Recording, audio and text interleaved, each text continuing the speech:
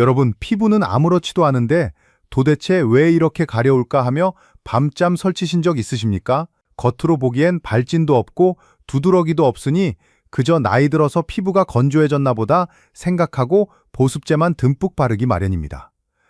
하지만 제가 오늘 여러분께 경고하고 싶은 것은 바로 그 멀쩡한 피부 밑에서 느껴지는 가려움의 정체입니다. 여기에 75세 김광식 어르신의 사례를 하나 들려드리겠습니다. 금 어르신은 평소 등산도 다니실 만큼 정정한 분이셨습니다. 그런데 몇 달 전부터 알 수 없는 가려움이 시작되었습니다. 그럼에는 정강이가 조금 가렵더니 나중에는 등과 손바닥까지 번졌습니다.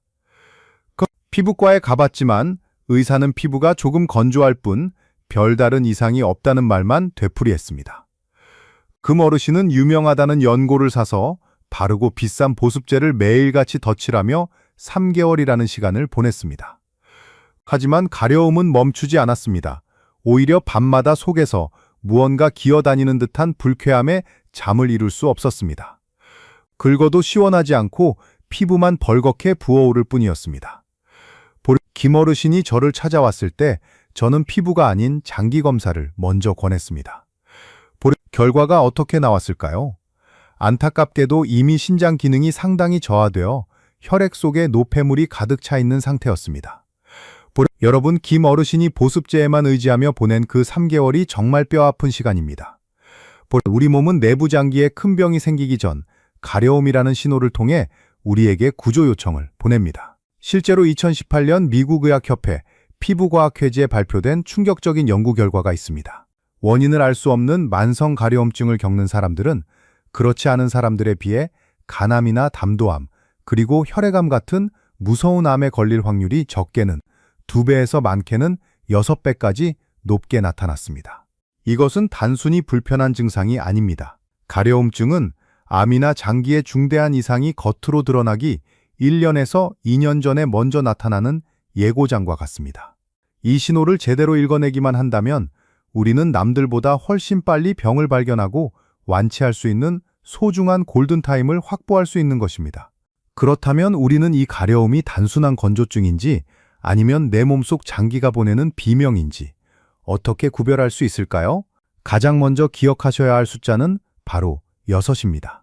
가려움이 발생한 지 6주가 지났는데도 나아지지 않는다면 그것은 이미 피부의 문제를 넘어선 상태입니다.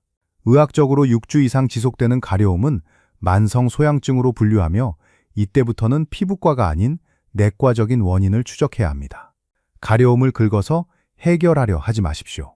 긁는 행위는 독소가 퍼져나가는 속도를 늦춰주지 못합니다. 오히려 상처를 내어 세균 감염을 일으킬 뿐입니다. 오늘 저는 여러분께 우리 몸의 필터인 간과 신장, 그리고 생명의 통로인 폐와 혈류가 보내는 가려움의 지도를 하나씩 펼쳐 보이려 합니다. 어느 부위가 가려울 때 어떤 장기를 의심해야 하는지, 그리고 왜 하필 그 시간이면 유독 더 가려운 것인지 그 명쾌한 원리를 지금부터 하나씩 설명해 드리겠습니다. 이 정보를 아는 것만으로도 여러분은 남은 여생을 훨씬 건강하고 평안하게 보내실 수 있을 것입니다. 오늘 저와 함께 내 몸속의 비밀을 파헤쳐 볼 준비가 되셨습니까? 이 이야기가 여러분과 사랑하는 가족들의 건강을 지키는 등불이 되기를 진심으로 바랍니다. 본격적인 이야기를 시작하기 전에 오늘 이 정보가 꼭 필요하다고 느껴지신다면 화면 아래에 좋아요 버튼을 한번 눌러주시겠습니까? 여러분의 따뜻한 관심이 더 많은 어르신께 이 귀한 정보를 전달하는 데 큰 힘이 됩니다. 자, 이제부터는 우리가 평소에 무심코 넘겼던 신체 부위들이 얼마나 무서운 비밀을 숨기고 있는지 하나씩 파헤쳐 보겠습니다. 그렇다면 과연 우리 몸의 뒷면인 등에서 느껴지는 가려움은 무엇을 의미할까요? 첫 번째 항목의 결론부터 말씀드립니다. 날개뼈 사이의 등 상부가 지속적으로 가렵다면 폐의 건강과 혹시 모를 종양의 존재를 가장 먼저 의심해 보셔야 합니다. 김광식 어르신도 처음에는 그저 등이 가려운 것을 보고 효자손으로 긁으면 그만이라고 생각하셨습니다. 그런데 이상하게도 가만히 있을 때보다 동네 산책을 하거나 조금 빠르게 걸을 때 가려움이 더 심해졌습니다. 여러분, 이것은 단순한 피부 건조증이 아닙니다. 우리 척추에는 수많은 신경이 나뭇가지처럼 뻗어나와 우리 몸 구석구석을 담당하고 있습니다. 그 중에서도 등 상부인 날개뼈 주변은 흉추 3번에서 7번 신경이 담당하는 구역입니다. 그런데 폐 안쪽에 종양이 생기거나 림프절이 부어올라 이 신경 줄기를 건드리기 시작하면 우리 뇌는 엄청난 혼란에 빠집니다. 폐 안쪽에서 온 자극을 피부가 가려운 것으로 잘못 인식하게 되는 것입니다. 특히 호흡량이 많아지는 활동을 할 때 폐의 움직임이 커지면서 신경을 더 강하게 자극하기 때문에 가려움이 폭발적으로 늘어납니다. 만약 등에 손이 닿지 않는 깊은 곳이 벌레 기어가듯 가렵고 기침까지 조금씩 섞여 나온다면 주저하지 말고 흉부 엑스레이나 CT 촬영을 예약하십시오. 이것은 피부가 아니라 숨쉬는 통로가 보내는 절박한 신호입니다. 두 번째 항목의 결론을 선언합니다. 샤워를 하고 나온 직후에 전신이 따갑고 가렵다면 그것은 피부 예민함이 아니라 혈액의 농도가 너무 진해졌다는 경고입니다. 샤워 후에 물기가 닿은 자리가 유독 따끔거리고 1시간도 안 되어 진정되는 증상을 수성 가려움증이라고 부릅니다. 이것은 우리 혈액 속의 적혈구가 비정상적으로 많이 만들어지는 혈액암의 일종인 진성적 혈구 증가증에서 나타나는 아주 독특한 신호입니다. 혈액 속에 세포가 너무 많아지면 물과 접촉하는 순간 특정 면역세포들이 비정상적으로 활성화되면서 강력한 가려움 유발 물질을 뿜어냅니다. 보통 물에 닿고 5분에서 30분 사이에 증상이 가장 심해지는데 이것을 단순히 수돗물 탓으로 돌리거나 비누가 맞지 않는다고 생각하며 방치하는 분들이 정말 많습니다. 하지만 피가 끈적해지고 세포가 넘쳐나면 뇌졸중이나 심근경색의 위험도 함께 올라갑니다. 샤워 후의 가려움은 혈액 수치를 확인하라는 내 몸의 명령임을 잊지 마십시오. 마지막으로 전신이 이유 없이 가렵다면 갑상선 호르몬과 철분 수치를 반드시 확인해야 합니다. 갑상선은 우리 몸의 보일러와 같습니다. 이 호르몬이 너무 많이 나오면 몸의 온도가 전체적으로 올라가면서 피부 신경이 예민해져 온몸이 근질거리게 됩니다. 반대로 철분이 부족하면 신경 전달 물질의 평형이 깨지면서 뇌가 가려움 신호를 더 예민하게 받아들이게 됩니다. 특히 여성 어르신들 중에서 얼굴이 창백하고 쉽게 지치면서 온몸이 가렵다면 철분 부족을 먼저 의심해 보셔야 합니다. 김광식 어르신도 등 상부의 가려움과 함께 계단을 오를 때의 가쁜 숨을 대수롭지 않게 넘기셨지만 결국 신경 자극의 원인을 찾고 나서야 비로소 가려움의 굴레에서 벗어나실 수 있었습니다. 여러분이 지금 겪고 있는 그 가려움도 알고 보면 장기가 보내는 편지입니다. 주변에 매일 가렵다며 효자손을 달고 사시는 지인이나 가족이 계신가요? 오늘 이 이야기가 그분들에게는 생명줄이 될 수 있습니다. 지금 바로 이 영상을 그분들께 공유해 주십시오. 여러분의 작은 공유가 누군가의 인생을 바꿀 수 있습니다.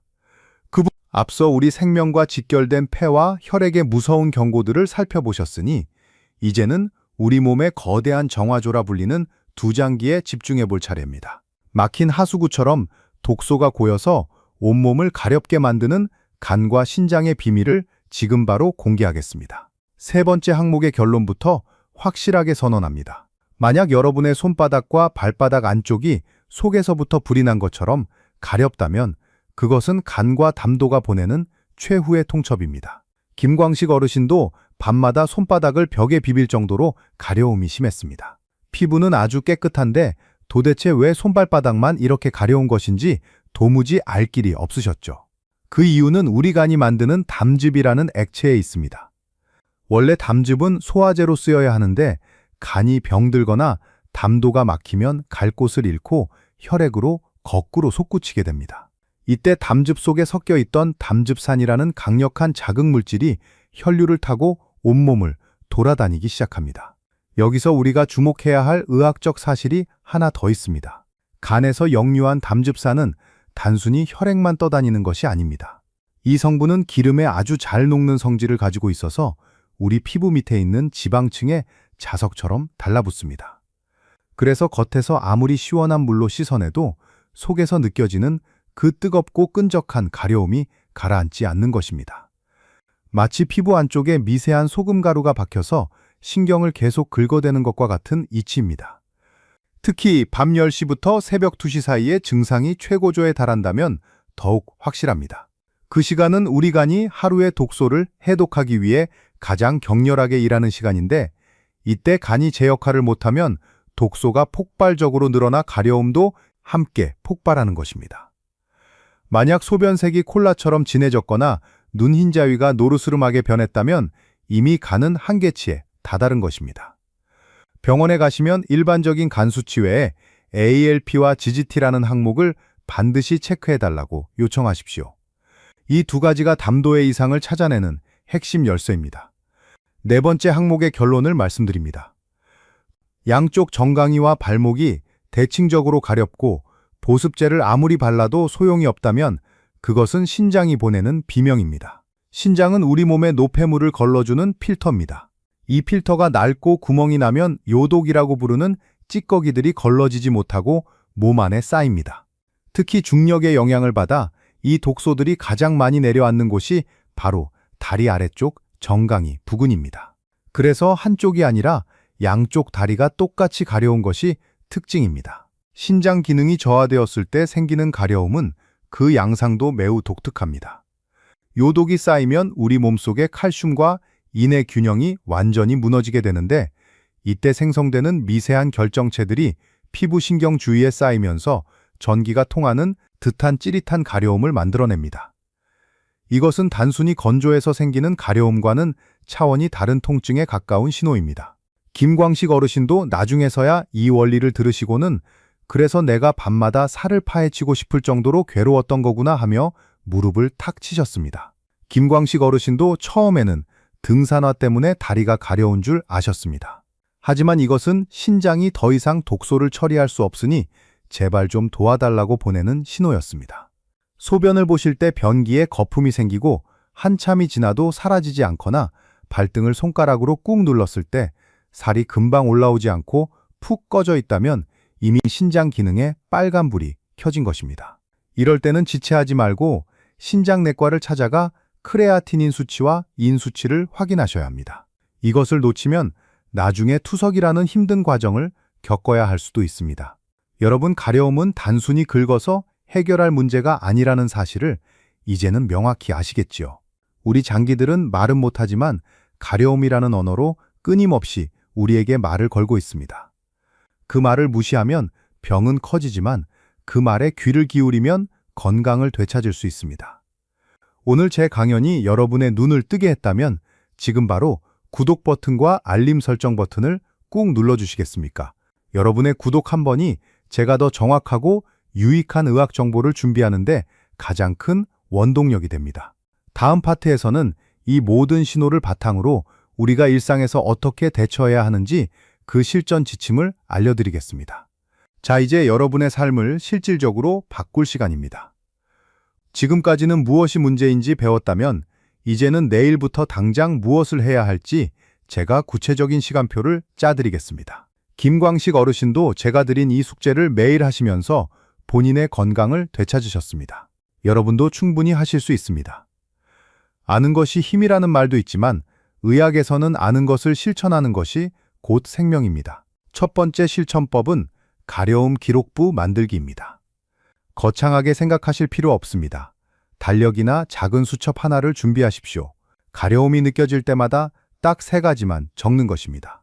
몇 시에 가려움이 시작되었는지, 그리고 어느 부위가 유독 가려운지, 마지막으로 그 강도가 1부터 10까지 중에서 어느 정도인지를 기록하십시오. 1은 아주 살짝 간지러운 정도고 10은 잠을 한숨도 못 잘 정도로 괴로운 상태를 말합니다. 만약 매일 밤 11시만 되면 손바닥이 가려워서 팔 정도의 고통을 느낀다면 그것은 간이 보내는 신호일 확률이 매우 높습니다. 이렇게 일주일만 꼼꼼히 적어서 병원에 가져오시면 의사는 여러분의 몸속 상태를 엑스레이 찍듯 정확하게 들여다볼 수 있습니다. 막연하게 온몸이 그냥 가려워요 라고 말씀하시는 것보다 수십 배는 더 정확한 진단이 가능해집니다. 두 번째는 세포의 갈증을 해결하는 올바른 수분 섭취입니다. 우리 몸의 필터인 신장과 간이 독소를 걸러내려면 충분한 물이 반드시 필요합니다. 하루에 1.5리터 정도를 목표로 하십시오. 하지만 한꺼번에 많이 마시면 오히려 신장에 무리가 갈 수 있습니다. 종이컵 1컵 분량의 물을 한 모금씩 천천히 머금으며 하루에 8번에서 10번에 걸쳐 나눠 드시는 것이 가장 효과적입니다. 아침에 눈 뜨자마자 마시는 미지근한 물 한 잔은 밤새 쌓인 독소를 씻어내는 최고의 보약입니다. 수분이 충분해야 혈액 속에 떠다니는 가려움 유발 물질들이 묽어지고 소변을 통해 원활하게 배출됩니다. 세 번째는 밤 11시 이전에 반드시 이불 속으로 들어가는 것입니다. 우리 몸의 해독 공장인간은 밤 11시부터 새벽 3시 사이에 가장 활발하게 가동됩니다. 이 시간에 여러분이 깨어 있거나 육체적인 활동을 하면 공장은 제대로 돌아가지 못하고 독소는 다시 혈액으로 넘쳐나게 됩니다. 밤마다 손발이 가렵다면 그것은 간이 지금 너무 힘드니 제발 좀 쉬게 해달라는 호소입니다. 잠이 잘 오지 않더라도 불을 끄고 편안하게 누워있는 것만으로도 간으로 가는 혈류량이 늘어나 해독에 큰 도움이 됩니다. 네 번째는 병원에서 의사에게 여러분의 권리를 당당하게 요구하는 것입니다. 보통 어르신들은 의사가 알아서 다 해주겠지 생각하고 기다리시지만 가려움증은 원인이 너무나 다양해서 그냥 지나치기 쉽습니다. 내과에 가셔서 이렇게 말씀하십시오. 가려움이 6주 넘게 지속되니 단순한 피부 문제가 아닌 것 같습니다. 간 수치 중에서는 ALP와 GGT를 꼭 확인해 주시고 신장 수치에서는 크레아티닌과 인 성분을 봐주세요 라고 명확히 요청하십시오. 그리고 혹시 모를 혈액이나 장기의 이상을 확인하기 위해 LDH 수치도 함께 체크하고 싶다고 말씀하십시오. 이것은 여러분의 생명을 지키는 가장 현명하고 똑똑한 행동입니다. 여기서 여러분이 가장 자주 묻는 질문 3가지를 제가 직접 해결해 드리겠습니다. 첫째로, 너무 가려운데 절대 긁으면 안 되나요? 라고 묻는 분들이 정말 많습니다. 여러분, 긁는 행위는 불이 난 곳에 기름을 붓는 것과 같습니다. 피부에 상처가 나면 그 틈으로 세균이 들어가 더 큰 염증을 만듭니다. 너무 괴로울 때는 차가운 물수건을 가볍게 데워주시거나 얼음팩을 수건에 싸서 가려운 부위에 잠시 올려두십시오. 피부 온도를 3도에서 5도만 낮춰도 가려움을 전달하는 신경의 민감도가 뚝 떨어져서 훨씬 편안해지실 겁니다. 두 번째는 비싸고 좋은 보습제를 바르면 조금이라도 나아지느냐는 질문입니다. 안타깝게도 내과적인 원인으로 인한 가려움은 보습제로 절대 해결되지 않습니다. 이것은 피부 겉면이 마른 것이 아니라 여러분의 혈액이 오염되었기 때문입니다. 겉에 아무리 좋은 기름을 발라도 속에서 올라오는 신경 자극은 차단할 수 없습니다. 보습제를 바꾸느라 시간과 돈을 쓰기보다는 그 시간의 원인 장기를 찾는 정밀 검사를 한 번 더 하시는 것이 여러분의 건강을 위한 최고의 선택입니다. 마지막으로 가려움 말고는 몸에 아무런 이상이 없는데 정말 큰 병일 수 있느냐며 걱정하십니다. 여러분, 이것이 가장 중요한 포인트입니다. 가려움은 우리 몸이 보내는 가장 조용하면서도 가장 빠른 경고입니다. 황달이 오거나 복수가 차고 숨이 가빠진 뒤에 병원을 찾으면 이미 늦은 경우가 많습니다. 가려움증 하나만 있을 때 원인을 찾아내는 것이야말로 병을 뿌리 뽑을 수 있는 유일한 기회라는 사실을 명심하십시오. 자, 여러분, 오늘 제가 말씀드린 이 4가지 실천법 중 단 하나라도 내일부터 당장 시작해 보시겠습니까? 지금 바로 실천할 결심이 서셨다면 댓글창에 실천이라는 2글자를 남겨주십시오. 여러분의 그 다짐 한마디가 건강한 100세 인생을 만드는 가장 위대한 첫걸음이 될 것입니다. 댓글을 남기신 분들끼리 서로 격려하고 응원해 주시면 혼자 하는 것보다 훨씬 더 큰 힘을 얻으실 수 있습니다. 여러분의 결단을 제가 진심을 다해 응원하겠습니다. 김광식 어르신 이야기로 오늘 강연의 마무리를 짓고자 합니다. 처음 저를 찾아오셨을 때 어르신은 3개월 넘게 밤잠을 설치며 손발바닥을 긁느라 지칠 대로 지친 상태셨습니다. 피부과 약만 믿고 버텼던 그 시간이 너무나 야속하다며 눈시울을 붉히셨던 모습이 아직도 생생합니다. 하지만 다행히 어르신은 포기하지 않으셨습니다. 정밀 검사를 통해 신장의 요독 수치가 높다는 것을 확인하셨고 지금은 저와 함께 꾸준히 관리하며 건강을 되찾으셨습니다. 이제는 밤에 이불을 걷어차는 일도 없고 등산도 다시 시작하셨다는 소식을 들었을 때 저는 의사로서 가장 큰 보람을 느꼈습니다. 여러분도 김 어르신처럼 다시 평온한 일상을 되찾으실 수 있습니다. 오늘 우리가 나눈 이야기의 핵심을 딱 3줄로 정리해드리겠습니다.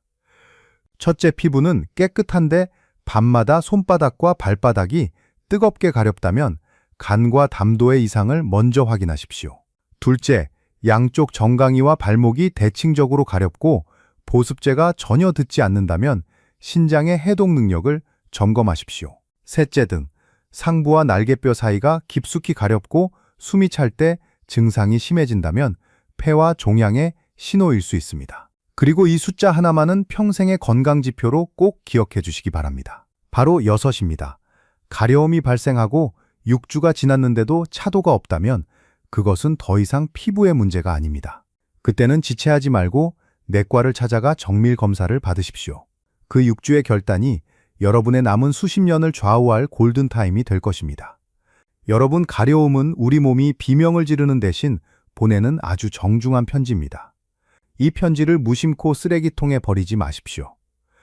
오늘 배운 내용을 바탕으로 여러분의 몸이 하는 말에 조금만 더 귀를 기울여 주신다면 병은 멀어지고 건강은 성큼 다가올 것입니다. 여러분의 건강한 내일을 위해 저도 이곳 진료실에서 항상 최선을 다하겠습니다. 오늘 강연이 여러분의 삶에 작은 희망의 빛이 되었기를 바랍니다. 긴 시간 끝까지 경청해 주셔서 진심으로 감사합니다. 다음 시간에도 여러분의 생명을 지키는 가장 소중한 건강 정보로 찾아뵙겠습니다. 항상 평안하시고 건강하십시오. 감사합니다.